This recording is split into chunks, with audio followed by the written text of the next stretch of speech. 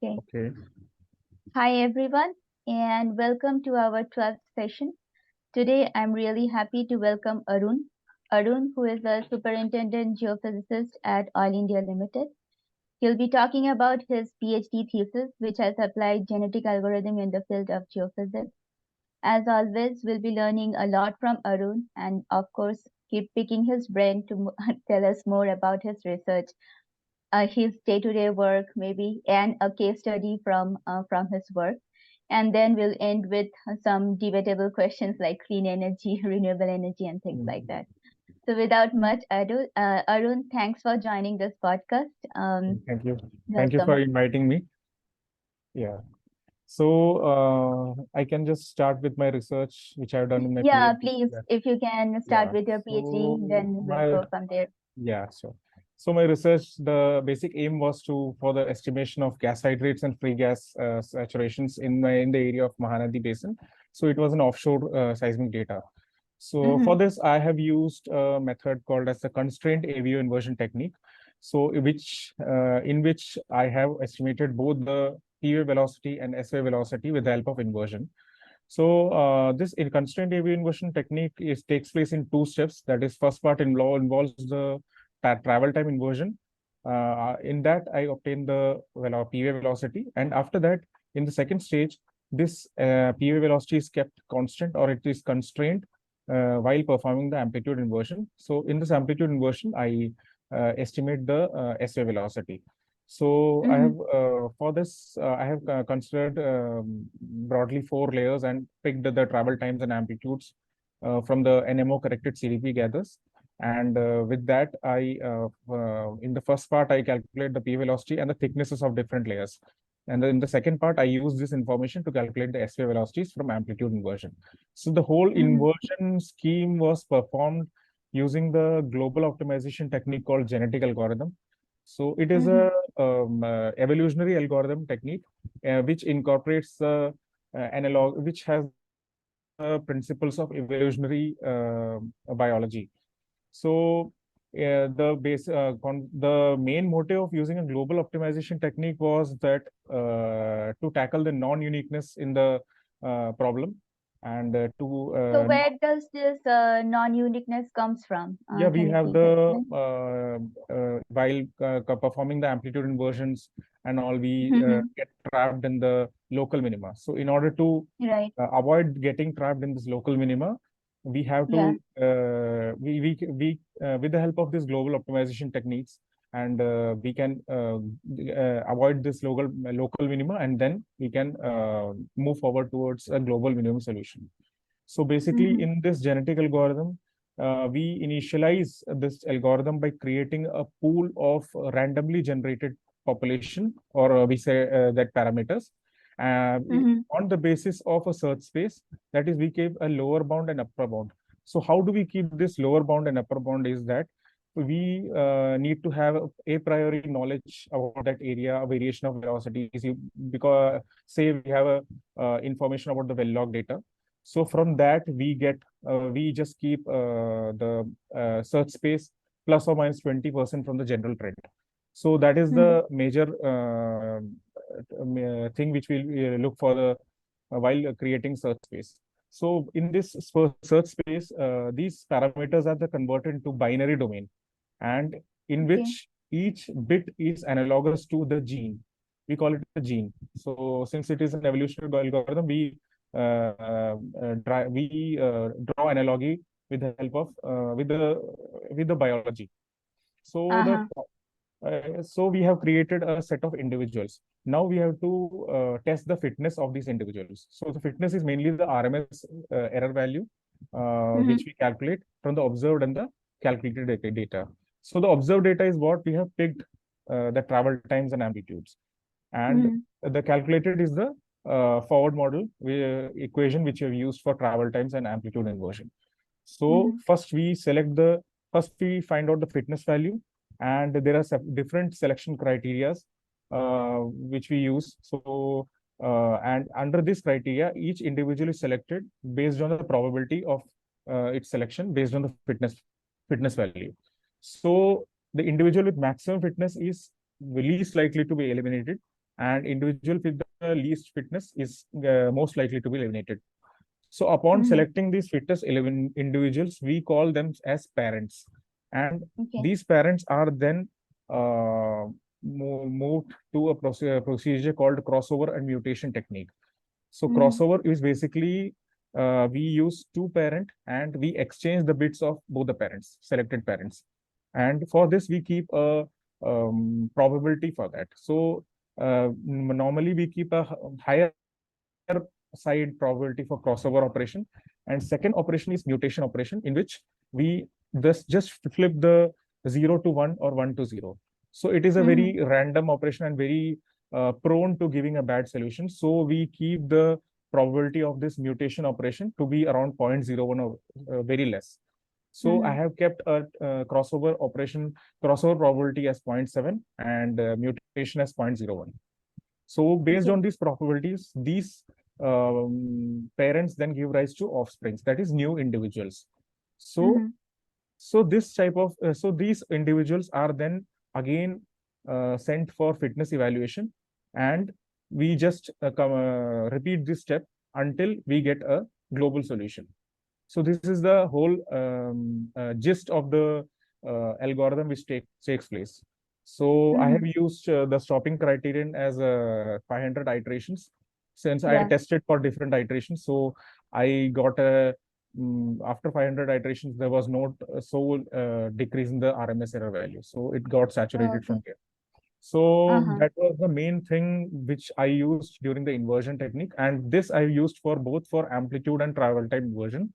And for travel Mm-hmm. time, I used and find out the VP. And for amplitude, I found out the VS. So Mm-hmm. the main question is that why I am finding out both VP and VS? Why only I find out VP and then move forward? So the thing is that for gas hydrate and free gas saturation, if we have both the VP and VS values, it is the saturation estimation is more better. That is, if the measurement of gas hydrates, if we have only VP, Mm-hmm. may lead to more uncertainties, as the presence of the free gas considerably reduces VP. So VP has a more effect when there is a free gas over there. But the Mm-hmm. SA velocity is very weakly sensitive to free gas. So this VS along with VP provides an additional constraint for the saturation estimation.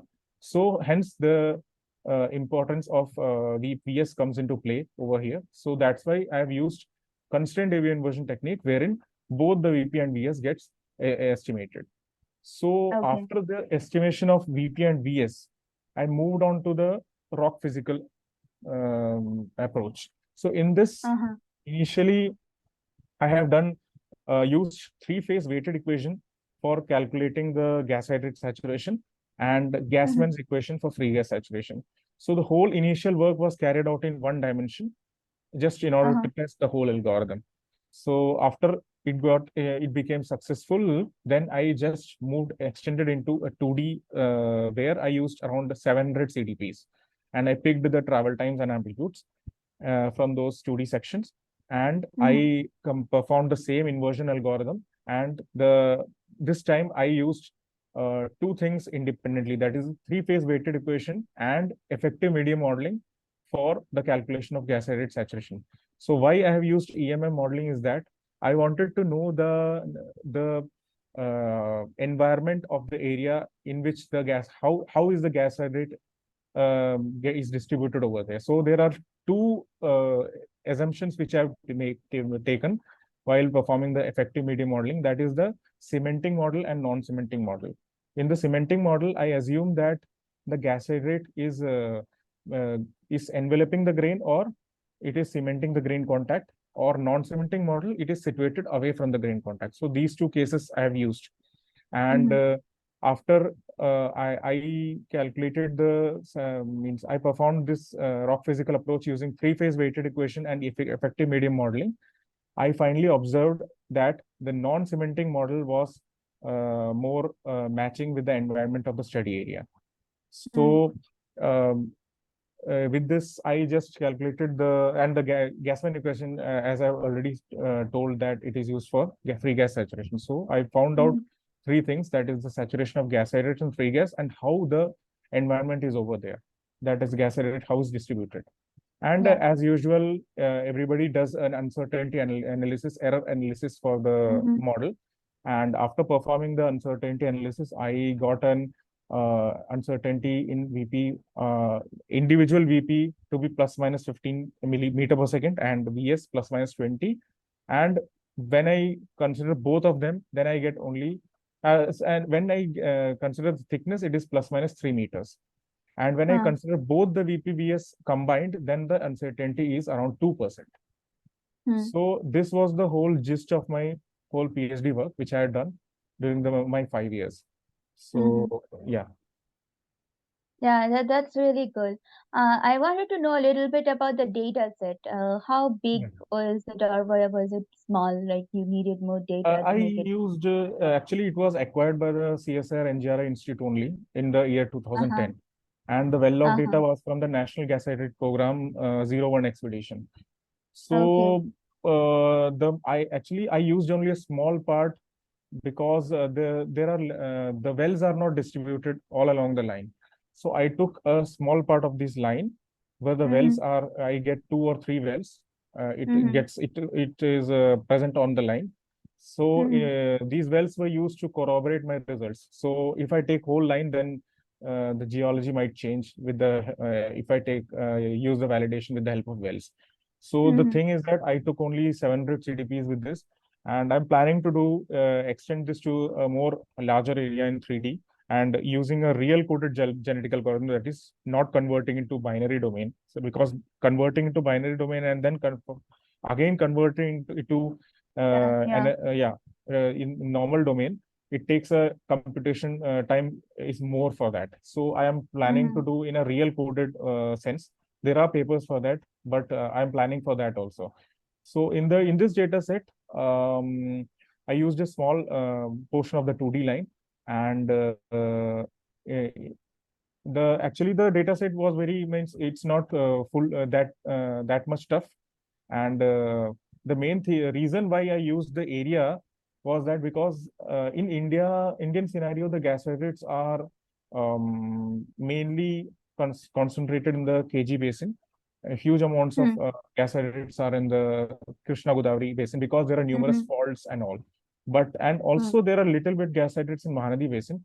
So lot of work was done already being done in the KG basin. So I thought, why not take a little bit risk and perform this method in Mahanadi basin. So I used Okay. my method in Mahanadi basin, and it gave good results also. It gave around 5 to 6% of gas hydrate saturation and patches of free gas for me, 1 to 3 Yeah. percent over there. So that was the main thing why I used that data also. Hmm. Motivation, yeah. Okay. Mm. Okay. That's nice. Mm. And where is it's published? It's already published or Yeah, in I publication? have two Okay. publications with respect to this in Journal of Natural Gas and Sciences, but the name Okay. is right now it's changed to some other, but journal is same, but its name has been changed. So it's an Okay. Elsevier publication. Yeah, Okay. yeah. Great. Great. Mm. Thanks for sharing this. It's a very, very interesting topic. And so maybe coming back to your general work, can you give us some examples, like as a geophysicist, what are Mm. some of the challenges, or are you applying this in your in your work right now, or you work on something different right now? Yeah, my role in the company was started as a seismic data processor.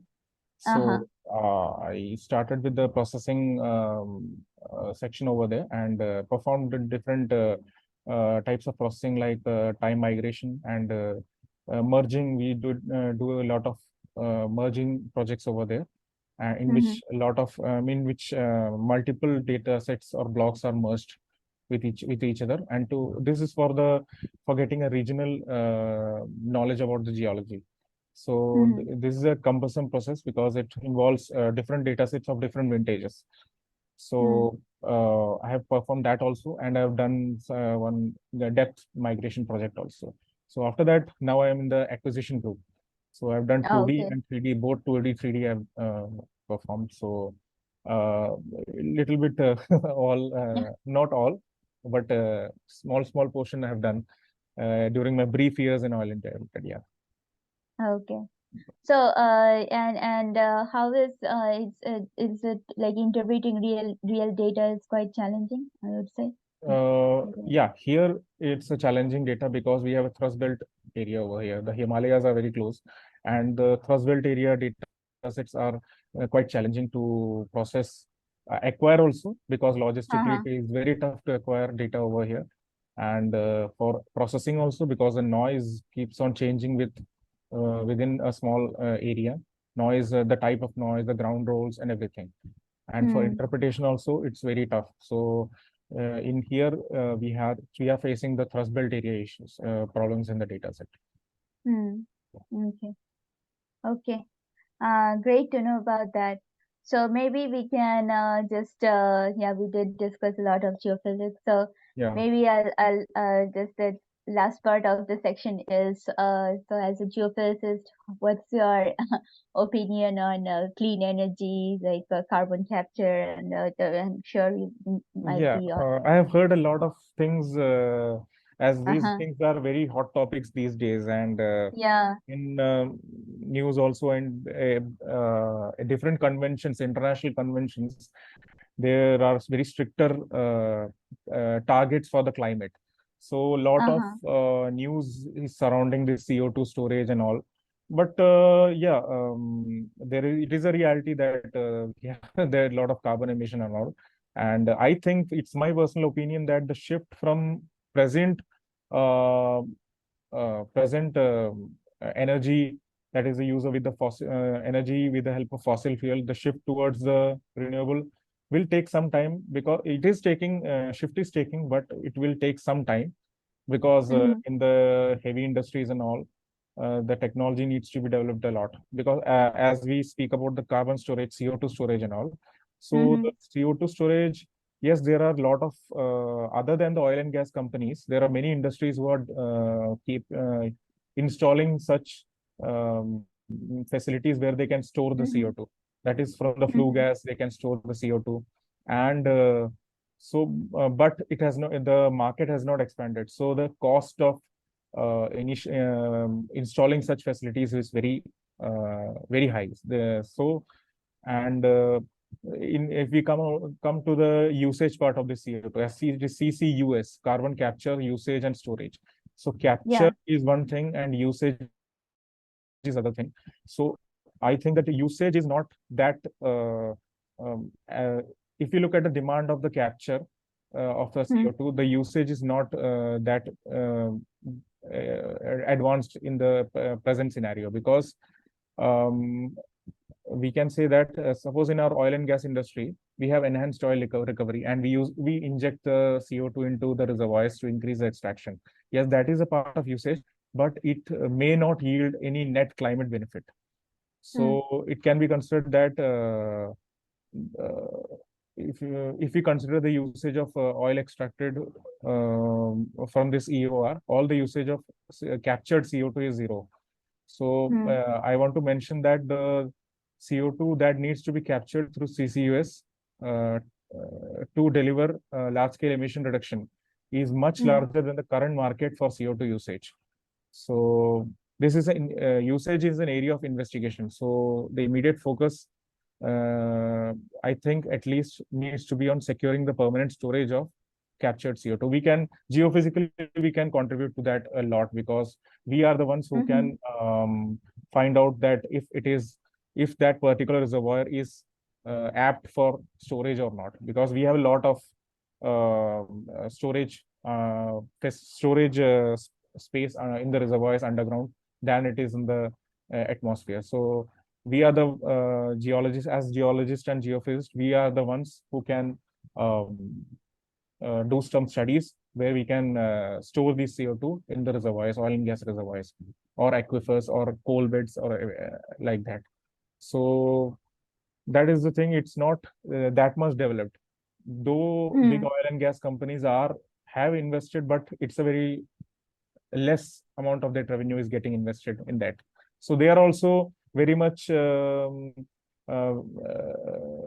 means they don't want to take the risk to go and invest in the renewable sector, because they are already getting Mm-hmm. profit from the they are already getting profit from the present oil and gas industry. So the Mm-hmm. shift from this to that needs will take some time. It's a very tricky situation right now, but the shift will take place, as I think, because a lot of pressure is coming from different conventions and organizations internationally, globally. Yeah. Yeah. Yeah. Okay. Yeah, of course. Nice. Yeah, everyone we are interviewing, we are asking these questions. It's nice to know more about it and how it's going to progress. But Yeah. of course, keeping the core oil and gas business also in mind. Yes. Yes. No, that's very helpful, Arun. Your overview. So I think with this, we did had a good chat, and I maybe hope so. yeah, no, we did learn about genetic algorithm. I mean, I did it a long time ago, maybe in undergrad, Yeah. but now it's kind of getting back. Yeah, but of course. But thanks for sharing that. Probably I'll ask you for the two publications so we can also post when we are posting the Yes. podcast. Yeah. Okay. Thanks, Okay. Arun. Thank you. Thank you Thanks for the for sharing. invitation. Yeah. Okay, Thank Thank you. thanks. you. Bye bye.